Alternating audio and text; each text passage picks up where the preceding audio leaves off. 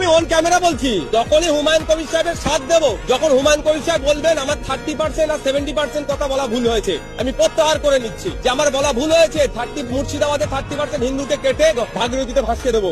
এই দাঁড়াও না, এই কথা বলাটা উনার ভুল হয়েছে। উনি যখন বলবেন আমি ভুল স্বীকার করে নিচ্ছি, তারপরে হুমায়ুন কবিরের সাথ দেবো। আমার নজরে শুভেন্দু অধিকারী যতটা খারাপ, হুমায়ুন কবির অতটা খারাপ। একজন হিন্দুকে কাটবে বলছে আর অন্যজন মুসলমানদেরকে চাংটিলা করে বাড়াবে বলছে। আমি হুমায়ুন কবির নামটা মুসলমান বলে আমার দিলে লাগবে, আর শুভেন্দু অধিকারী নামটা হিন্দু বলে আমি দূরে সইতে ওটা নয়। তখনই আমি হুমায়ুন কবির সাহেবের সাথ দেবো, যখন হুমায়ুন কবির সাহেব বলবেন আমার ওই কথা বলা ভুল হয়েছে, তারপরেই সাথ দেবো।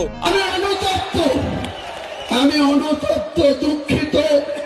আমি রাজ্যের মুখ্যমন্ত্রীর কথা রাখতে গিয়ে সেদিন এই হিন্দু ভাইদের মনে যে আঘাত পেয়েছিল, আমি তার জন্য আজকে প্রকাশ্য এই লক্ষ লক্ষ মানুষের সামনে করজোড়ে ক্ষমা চেয়ে নিচ্ছি।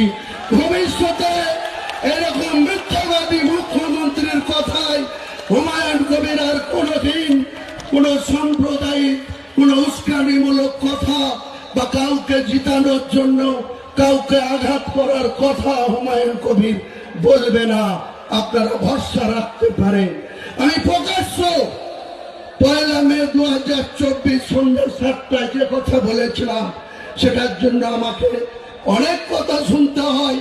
অনেক হিন্দু ভাইরা মনে করে যে আমি হয়তো সত্যি সত্যি হিন্দু ধর্মের বিরোধী।